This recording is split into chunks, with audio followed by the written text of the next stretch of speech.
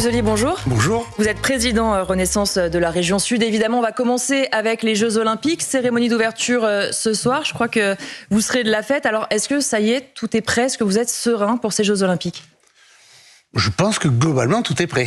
Globalement. Globalement, il y a toujours quelques détails. Le diable se niche dans les détails. Hein. Il y a toujours sûrement quelques détails qui vont, mais c'est fantastique. C'est un moment fantastique pour la France. Alors maintenant, il y a on va avoir le temps ce soir.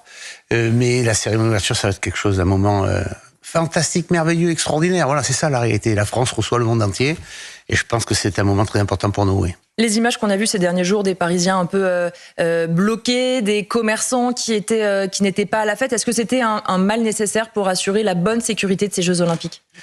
Vous savez à quel point j'ai les Parisiens dans mon cœur. Donc ils sont toujours ronchons, en fait, les Parisiens. Ils goûtent jamais le plaisir. Les Marseillais aussi, peut-être. Mais... On est heureux de vivre. On est méditerranéens, on a le soleil avec nous. Vous avez un peu la pluie, vous êtes toujours en train de râler, vous êtes dans la plus belle ville du monde, et vous êtes toujours ronchons. Bon, là, il y a quand même le monde entier qui vient chez nous. Et donc, on doit être heureux et fiers de pouvoir les accueillir. Vous avez même si ça change quelques habitudes, ça je l'entends, et que forcément, ça crée des difficultés. Mais ça va, c'est passager. Vous avez vous-même des épreuves dans votre région, notamment la voile à Marseille. Comment ça se passe? Est-ce que tout est prêt? Est-ce que vous êtes serein? Vous pouvez accueillir ces épreuves dans 2 jours, je crois? Nous, tout est réglé. Vous, tout est réglé. À Paris, on n'est pas sûr, mais chez vous, ça va? Oui, je crois. Bon, voilà. Donc, nous, tout est réglé. On a, ça a été difficile, parce qu'on est allé chercher les Jeux un peu contre les Bretons et les autres, pour les avoir à Marseille, les épreuves de voile. La rade est fantastique, il y a les îles au large, l'eau est propre, la baie est superbe, l'organisation paraît évidente, les athlètes avec les différentes épreuves qui ont eu lieu dans les essais sont contents, donc maintenant il n'y a plus qu'à commencer et on est heureux et fiers d'accueillir le monde entier de la voile dans cette belle mer Méditerranée à Marseille. Une autre actu Jeux Olympiques pour vous, ce sont les Jeux Olympiques de 2030 dans les Alpes françaises. Alors bonne nouvelle, oui, mais quand même avec une petite réserve puisque c'est sous condition d'avoir la garantie financière votée par le Parlement d'ici mars prochain. Est-ce que vous êtes serein? On aura ces garanties financières? Oui, on aura, je pense, la garantie déjà du... Il y a 2 volets. D'abord, vous avez commencé par dire que c'est une bonne nouvelle. Bien sûr, c'est une bonne nouvelle. C'est une excellentissime bonne nouvelle.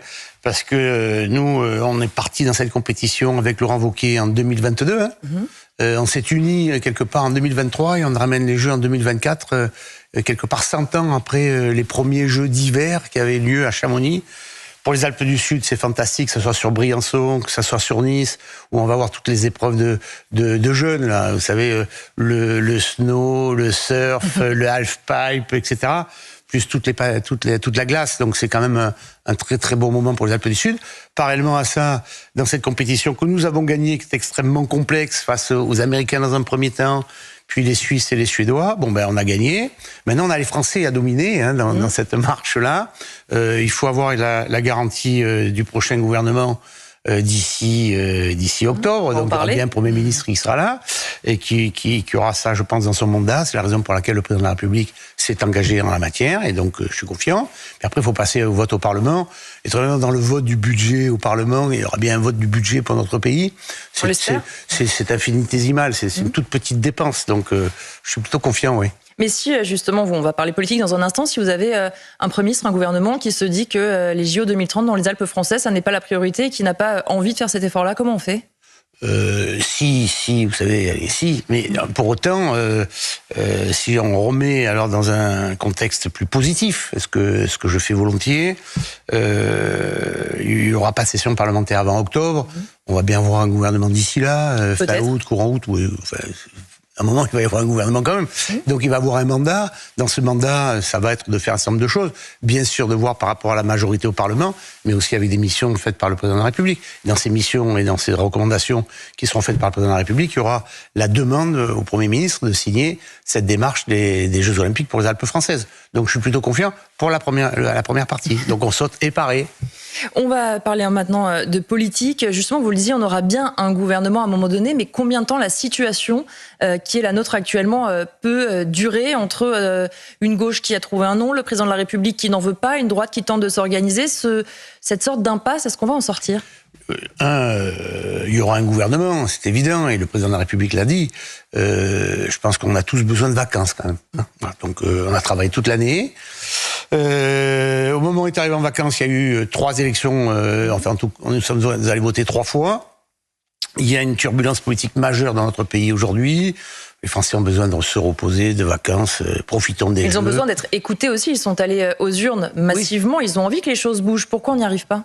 Oui, mais ils ont envie d'être écoutés, mais enfin, on n'est pas trop pressé non plus. Alors, reposons-nous un peu. On voit bien que l'excitation électorale tombe doucement et ça, on permet, avec l'apaisement, d'y voir plus clair.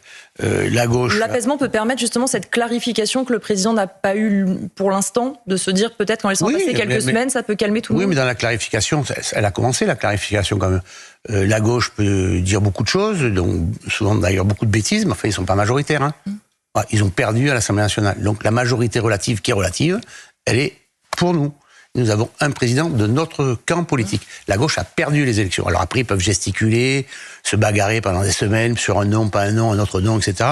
Essayer d'en trouver un. Le jour où ils le trouvent, les socialistes se battent entre eux parce qu'ils sont d'accord sur rien. Bon, en tout cas, ça a fait des voix. Ils ont fait globalement des voix comme l'extrême droite aux élections, mais les deux n'ont pas la majorité relative.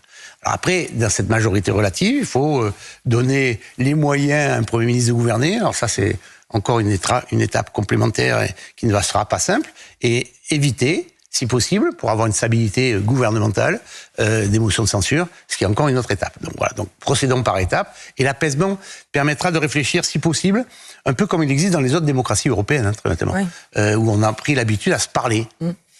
Et se parler, c'est échanger, c'est pas le faire bloc à bloc, c'est le faire par groupe, et on voit ce qu'a fait, par exemple, la droite républicaine, maintenant sous l'autorité de Laurent Wauquiez. Bon, ils ont fait une proposition. Elle est là, la potentielle majorité alternative, elle est avec les Républicains, forcément. Entre autres. Je veux dire, quelque part, nous, on a la Macronie. Dans la Macronie, on peut intégrer quelque part Horizon, aussi le MoDem. On peut dire que, n'étant pas dans la Macronie, dans l'opposition, on peut avoir LR. Il y a sûrement des socialistes raisonnables qui appartiennent à ce groupe du Front populaire, mais qui sont pas du tout, qui n'ont rien à voir avec les Insoumis. Et donc peut-être, comme ça se passe au niveau européen, comme ça se passe dans les autres pays européens, comme ça se passe dans nos régions, dans nos départements, dans nos communes, on peut peut-être apaiser un peu un moment. Vous savez, les parlementaires peuvent être intelligents à un moment quand même. Et je pense que ça serait pas mal qu'on gagne en sérénité et de dire sur ce sujet-là on est d'accord, ce sujet-là on n'est pas. On gagnera à échanger et à apaiser le débat. Mais est-ce que ça peut aller plus loin que l'Assemblée, parce que les Républicains disent d'accord pour un pacte législatif, mais non pour une coalition gouvernementale. Donc est-ce que quoi qu'il en soit, on n'est pas coincé de nouveau ? Non, parce que vous votez sur des textes et vous n'êtes pas obligé d'être au gouvernement. Mais il faut des gens au gouvernement quand même à un moment donné. Vous savez, il est rare qu'un parlementaire refuse d'entrer au gouvernement. Oui. Enfin, j'étais 20 ans député, on voit bien que quand même souvent certains, par opportunisme et peut-être aussi parfois par conviction, ils rentrent au gouvernement parce que c'est leur chance, c'est leur tour. Bon, donc ça, rentrer au gouvernement, c'est plutôt une chance dans la vie pour servir son pays. Il y en a un certain nombre qui le souhaitent. Vous avez parlé d'apaisement et il y a en tout cas dans le couple exécutif assez peu d'apaisement. On a appris avec nos confrères du JDD que lors du dîner hier au Louvre, Emmanuel Macron n'a pas invité son Premier ministre. Qu'est-ce que ça dit de l'ambiance qui règne actuellement au gouvernement qui gère les affaires courantes ? Ce qui est sûr, c'est que c'est pas le président Macron qui a invité hier. Hein. C'est le CIO. Invité. C'est le CIO J'imagine que le Premier ministre peut être invité assez facilement. Stéphane Séjourné était là, par exemple, ou la ministre des Sports était là également. Ministre des Affaires étrangères, ministre des Sports. Donc là, il y a la totalité des gouvernants du monde et il y a quand même tous les sportifs du monde. Oui. Moi, j'ai été invité... c'est pas le Premier ministre, donc. Non, mais parce que j'ai gagné les Jeux. Donc, comme j'ai gagné les Jeux, je suis futur terre haute. Et donc, c'est la raison pour laquelle j'ai été invité. J'aurais pas gagné, on m'aurait dit, tu rentres pas. Bon. Donc, c'est une énorme réunion au Louvre, superbe. On pouvait être fiers de notre pays et tous les dirigeants du monde qui sont venus là peuvent dire qu'on est un grand et beau pays. Le Louvre, pour ça, c'est assez fantastique. Mais c'était le CIO. Le CIO, ils ont rang de chef d'État, c'est qu'ils font les invitations. Donc un hasard total et pas de brouille dans le couple exécutif ? Non, je dis pas qu'il n'y a pas de brouille, je dis pas que c'est un hasard total. En tout cas, chacun est à sa place dans sa fonction. Le président de la République, c'est pas lui qui fait les invitations, voilà. Après, ceux qui étaient invités, membres du gouvernement, sont ceux qui sont en lien direct, soit les affaires étrangères, soit avec le sport.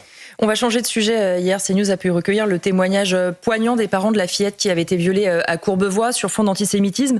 Ils disent notamment qu'ils ne veulent pas que cela ait eu lieu pour rien. Ils demandent qu'on dise stop à l'antisémitisme et de manière urgente. Est-ce qu'on fait aujourd'hui assez pour protéger nos compatriotes juifs ? On fait beaucoup, vraiment beaucoup. Est-ce qu'on fait assez ? Je ne sais pas si on peut faire plus. Ce qui est sûr, c'est qu'en tout cas, il y en a certains qui véhiculent un antisémitisme latent, permanent.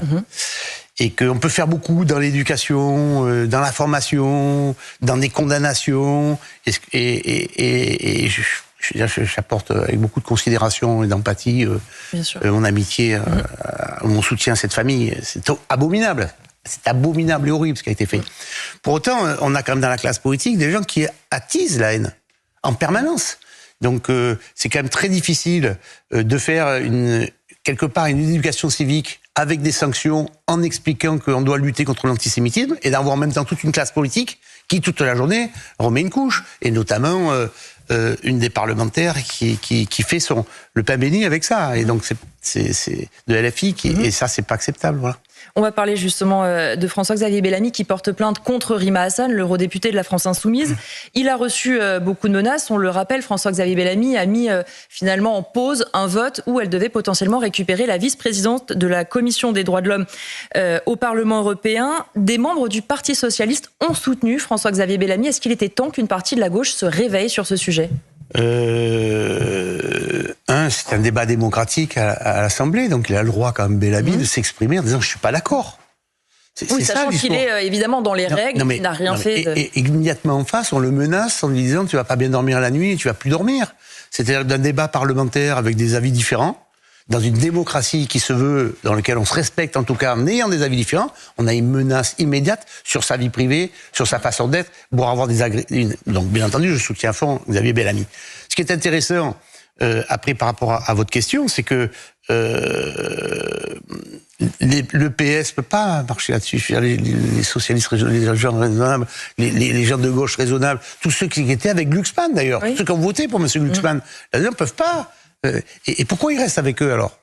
Pourquoi ils restent avec eux ? Oui, sachant qu'on ne les a pas toujours entendus sur ces sujets. Pourquoi ils restent avec eux ? Pourquoi ils ne condamnent pas ça ? Pourquoi ils ne se désolidarisent pas au sein d'un certain nombre de votes de cette position ? Alors ils le disent en public, très bien, mais ils le disent en public, mais qu'ils le fassent dans leur hémicycle respectif, que ça soit au niveau européen, que ça soit au niveau local, que ça soit au niveau national. Et là, on verra s'ils ont vraiment le courage de leurs opinions. Trop facile de dire à la télévision « Ah non, mais je suis pas d'accord avec LFI ». Mais pourquoi tu votes avec eux ? Pourquoi tu votes avec eux ? Puisque justement, sur un sujet aussi important pour les valeurs de la laïcité de la République, pour la pacification de notre territoire, pour le respect de notre démocratie, ceux qui sont élus ensemble le condamnent les propos de leurs partenaires à la télévision, mais ne votent pas contre eux dans l'hémicycle. Voilà, donc il faut qu'ils soient cohérents, les socialistes. Une dernière question, parce qu'il y a cette colère de David Lisnard, le maire de Cannes. Vous vous en souvenez peut-être, en 2022, Angèle, elle avait 89 ans, elle avait été agressée par 3 mineurs à Cannes. Eh bien, ils ont récidivé. Deux d'entre eux, ils sont soupçonnés d'avoir forcé une barrière de péage et pris la fuite. David Lisnard, également président des maires de France, dit que c'était inévitable. Est-ce que la récidive, aujourd'hui, c'est inévitable en France ? Ce qui est grave, c'est que, en tout cas, eux, c'est des multirécidivistes. Je veux dire, très honnêtement, je préfère qu'ils brûlent un péage plutôt que d'aller frapper dans le dos une pauvre dame de 90 ans, voilà, quitte à faire. Bon, ça, c'est pas bien grave. Ça veut dire qu'ils ont au fond d'eux une absence de civilité totale et une absence de respect des règles de la République. Bon, ils doivent être condamnés, et les récidivistes comme les multirécidivistes, mais enfin, vous avez bien vu, vous-même vous le présentez, c'est les mineurs. Donc il y a quand même des carences sur tous les niveaux, sur leurs parents qui n'ont pas fait leur travail, sur quelque part les éducateurs sociaux. Puis vous savez, à Cannes, je connais bien, c'est ma région, on ne peut pas dire que c'est l'endroit où il y a le plus de cités difficiles et défaillantes. Donc voilà, il y a une action à avoir très forte en la matière, et c'est insupportable. Le péage, allez, c'est pas grave, mais que eux fassent ça, personnes âgées, on voit bien qu'ils étaient 3. Oui. Il y en a un qui filmait pendant que les autres agressaient. Ils le font par derrière pour une petite dame de 90 ans, quoi. Enfin, quelle honte, quoi. Merci beaucoup, Renaud Muselier, d'avoir été invité. Vive la paix, vive les Jeux, quand même. Et vive les Jeux Olympiques. C'est quand même plus gai, voilà.